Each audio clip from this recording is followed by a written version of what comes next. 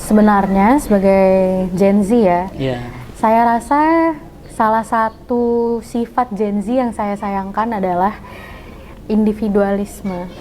Saya rasa Gen Z itu kebanyakan apolitik. Karena kebanyakan dari mereka itu tidak peduli terhadap kondisi politik di Indonesia. Entah sudah menyerah dengan kondisi politik yang sekarang, entah sudah, saya tidak tahu. Tapi saya rasa sebagai generasi muda, kita harus punya semangat karena kita nih agent of change. Kita adalah orang yang bisa merubah masa depan. Oleh karena itu, saya sebagai Gen Z, saya sebagai generasi muda Indonesia berpesan kepada generasi muda lainnya bahwa kita tuh harus semangat untuk merubah masa depan. Itu pesan saya. Oh, oke.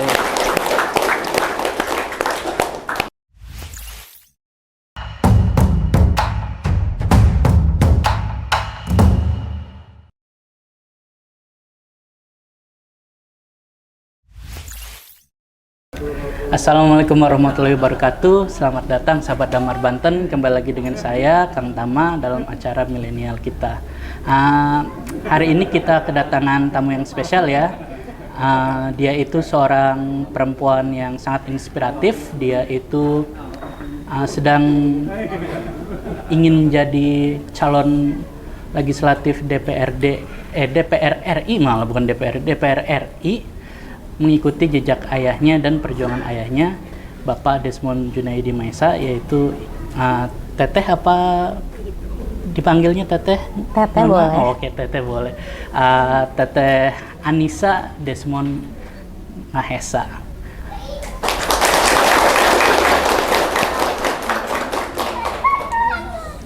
Nah, mungkin biar sahabat Damar Banten kenal dulu kali ya. Mungkin Teh Anissa ya, Teh Anissa bisa memperkenalkan diri dulu mungkin sedikit-sedikit tentang backgroundnya gitu. Boleh. Nama saya Anissa Desmond Mahesa. Umur saya tahun ini 22 tahun. Besok Senin tanggal 17 22 tahun. Waduh, muda ya. Iya, cukup muda. Cukup muda. Lalu saya berkuliah di Universitas Indonesia, Fakultas Ekonomi dan Bisnis, dan di Trisakti, Fakultas Hukum. Lalu saya, seperti yang sudah Anda bilang, saya anak dari Bapak Desmond. Saya anak sulung dari 2 bersaudara. Lalu, apa lagi ya? Mungkin hobi, hobi atau... Saya dari kecil hobinya paling senang baca buku. Lalu saya juga senang banget untuk menulis, tapi menulisnya paling nulis kecil-kecilan aja. Lalu saya juga senang traveling. Traveling ya? Ya, saya juga senang datang ke coffee shop dan mencari minuman kesukaan saya, yaitu chai latte. Oh. ya, anak muda banget anak ya? muda. Memang saya Gen Z. Iya. Apalagi ya? Itu saja sih sebenarnya background saya. Ya, jadi kan kalau kita lihat tadi kan umurnya sangat muda sekali ya, 21 tahun, meskipun ntar lagi 22 ya, 21 tahun. Tapi kok saking ada semangatnya ingin jadi DPR RI, malah bukan DPRD lagi, itu mungkin biar sahabat Damar Banten bisa tahu dari mana sih dapat semangatnya itu. Memang sebelum mendiang ayah saya meninggal, ayah saya sudah beramanat untuk melanjutkan perjuangan papa saya di Banten. Oleh karena itu memang saya ingin melanjutkan amanat papa saya untuk berjuang di Banten. Dan saya sudah mendapatkan support dari ibu saya khususnya, dan dari keluarga saya, dari teman-teman saya, dan juga saya memang punya keinginan dari diri saya sendiri. Oleh karena itu memang saya bercita-cita untuk melanjutkan amanat papa saya. Gitu. Wah, hebat sekali ya. Jadi melanjutkan perjuangan ya? Ya, betul sekali. Berarti kalau semangatnya dari ayah dan meminta supportnya itu dari keluarga, berarti hubungan dengan keluarga sangat erat dong? Oh iya dong. Kalau kata papa saya, memang sudah diwanti-wanti dari papa saya sebelum meninggal. Papa saya tuh udah ngomong, nanti kalau papa udah nggak ada, papa nih, ini untuk konteks, papa ini ngomongnya ke saya, mama saya Papa ini ngomongnya untuk saya, mama saya, dan adik saya ya. Kita bertiga kan. Papa ini ngomongnya gini, nanti kalau papa udah meninggal, kalian ini 3 jadi 1. Jadi kita ini nggak boleh tercerai berai. Saya, mama saya, dan adik saya harus jadi 1 meskipun papa saya nggak ada. Harus kompak, harus selalu kompak. Oleh karena itu memang saya, mama saya, dan adik saya harus dekat, dan mama saya memang selalu support saya. Mama saya juga di sini menemani saya dari pagi. Wah, hebat ya. Cinta orang tua ya. Oh iya. Sangat besar dari itu. saya kecil emang mama saya. Iya. Apa? Kalau berbicara Bapak Desmond kan dia seorang aktivis dan politik ya. Saya juga pernah melihat bukunya cukup banyak ya. Setahu saya sih ada 4 atau bahkan lebih ya. Lebih ya. Oh, iya. Nah, kalau dari yang saya lihat dari bukunya itu kan banyak kritik-kritik sosial dan kritik-kritik terhadap pemerintahan juga. Boleh tahu nggak sih dari Mbak Anissa sendiri nih, Teh Anissa nih, apa sih pandangannya sebagai anak kepada bapaknya itu? Menurut saya, bapak saya adalah orang yang kritis. Bapak saya adalah orang yang vokal dan tidak takut untuk mengkritik orang. Dan juga untuk mengkritik badannya sendiri, alias otokritik. Iya. Dan gak banyak orang yang seperti itu. Oleh karena itu ketika bapak saya meninggal dunia, banyak orang yang merasa kehilangan. Karena sosok yang seperti bapak saya itu gak banyak, Mas. Iya. Jadi saya rasa Indonesia ini nggak banyak orang yang kayak bapak saya. Bapak saya tuh adalah orang yang berintegritas, vokal, dan kritis. Itu pandangan bapak saya di mata saya. Gitu. Dan Mbak Anissa berencana untuk melanjutkan apa yang telah Bapak laksanakan pada waktu lalu menjadi ke masa depan? Iya, tapi dengan cara saya sendiri, tentunya. Jadi ada originalitas ya? Oh, tentu. Oh, pasti. Karena saya bukan Desmond Mahesa, saya Anissa. Iya. Oke. Mungkin biar sahabat Damar Banten lebih kenal lebih dekat lagi ya. Mbak Anissa juga kan memilih partainya kan Partai Gerindra lagi ya, sama kayak almarhum. Boleh tahu nggak sih kenapa Mbak Anissa mau milih Gerindra sebagai partai untuk platform Mbak Anissa di 2024 ini? Ya, karena saya mengagumi Pak Prabowo tentunya. Menurut saya Pak Prabowo adalah sosok yang tegas dan menginspirasi. Lalu manifesto Partai Gerindra itu menurut saya pro ekonomi kerakyatan dan juga itu pro terhadap kesejahteraan rakyat.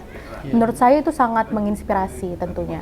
Makanya saya memilih Partai Gerindra sebagai partai saya di periode 2024 ini. Jadi dari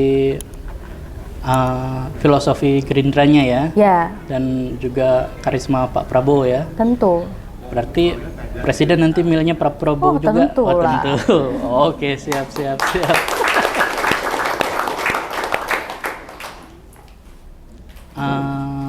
Mungkin biar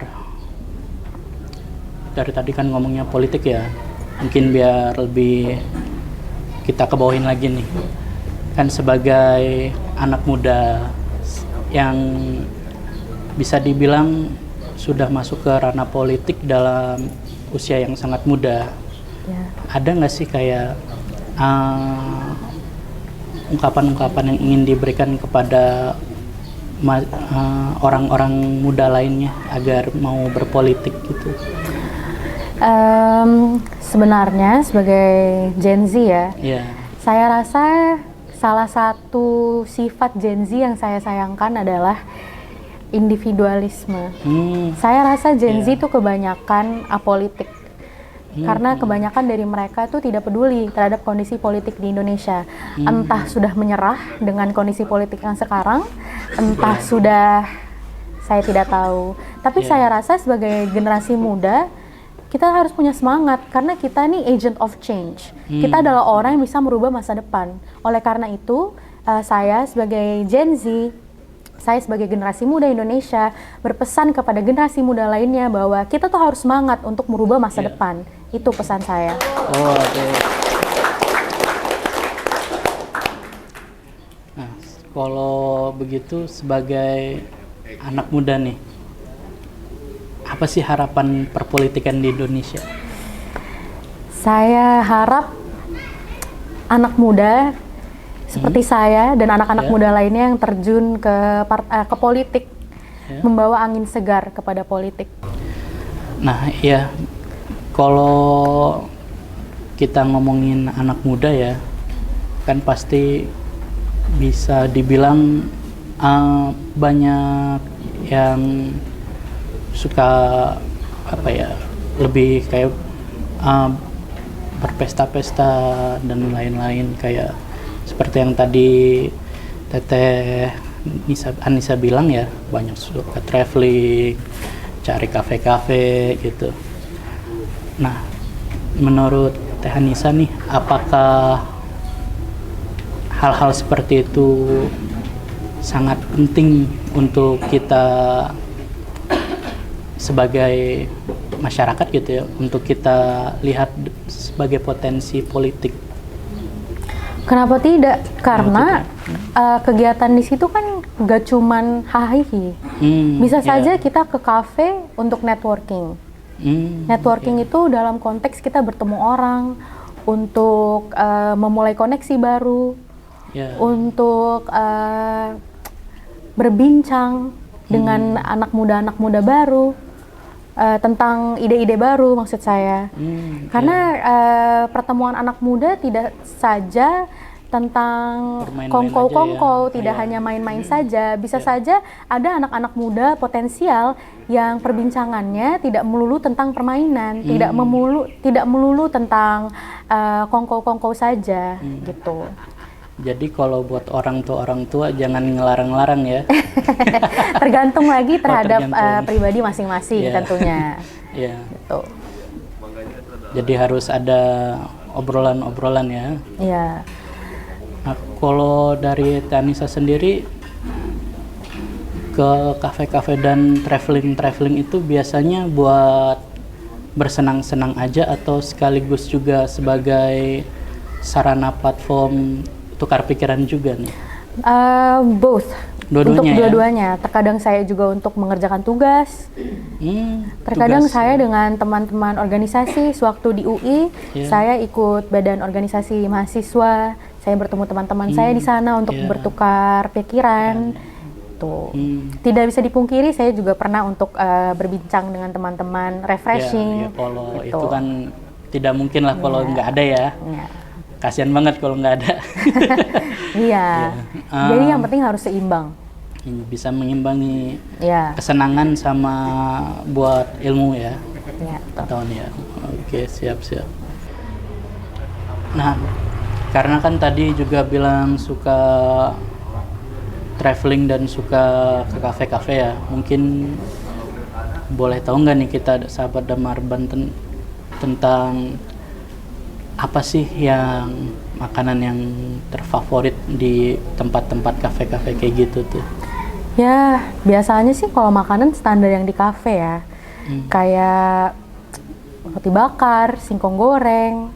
Roti bakar sih oke. Roti bakar ya. Kalau minumannya kopi-kopi. Tapi kayak aku tadi bilang chai latte. Tapi kalau nggak ada, biasanya latte biasa gitu. Almond latte gitu. Nah, kalau minuman-minuman yang kayak gitu tuh sebenarnya atraksinya apa sih? Kenapa anak muda pada suka-suka yang kayak gitu tuh?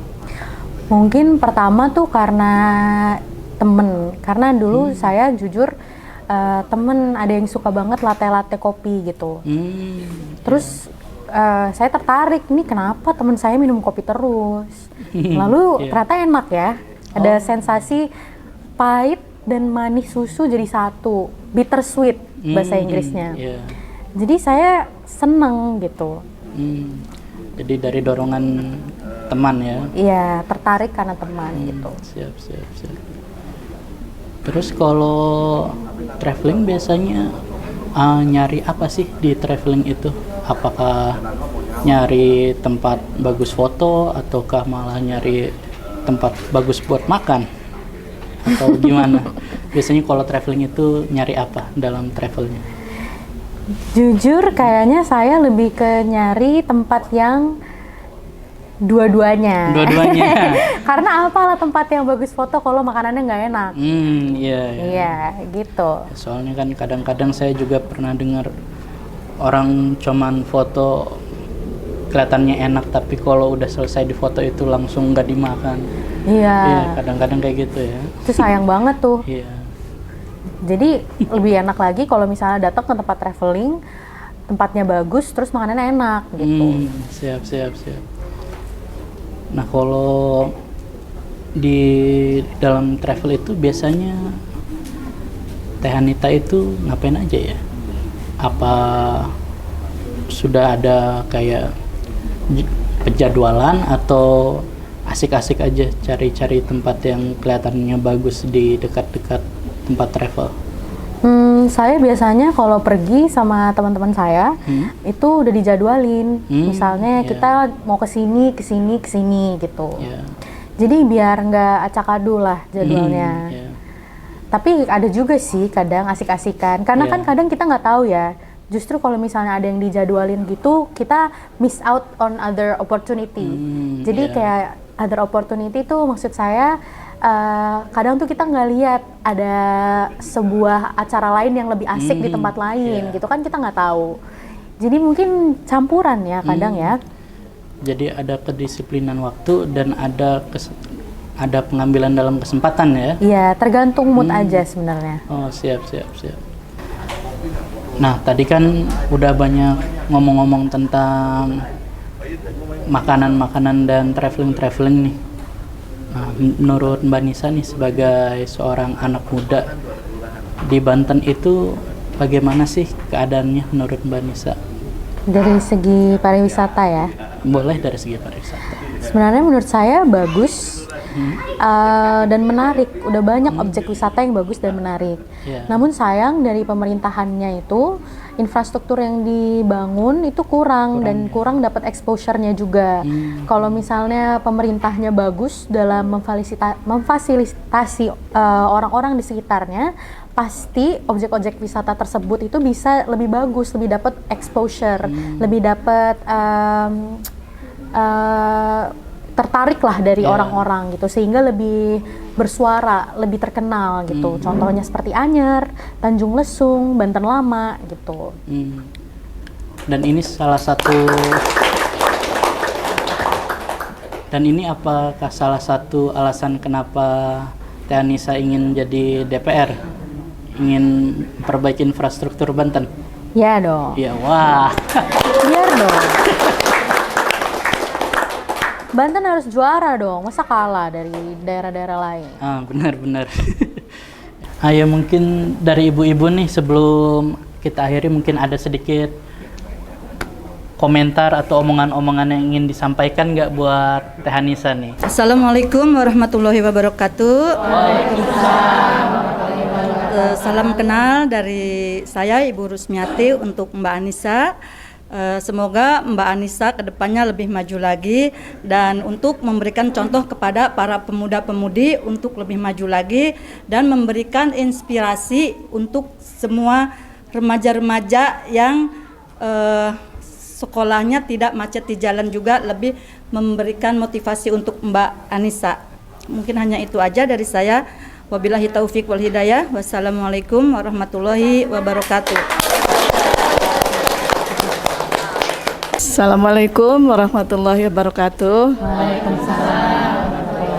Perkenalkan, nama saya Bu Nur Ainah. Kepada Ibu Teteh ya, Teteh Anissa, semangat terus ya Teh ya.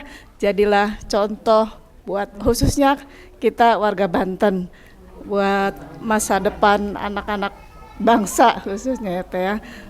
Kita mendukung sepenuhnya untuk Teh Anissa, maju terus ya Teh Anissa ya. Sekian.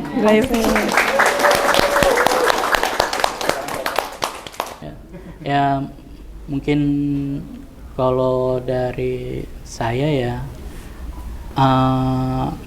sudah cukup ya, karena kan kalau kita ngobrol-ngobrol tentang wisata dan makanan kan terlalu panjang. Terus juga bisa dilihat sudah banyak ada kolega-kolega yang menunggu.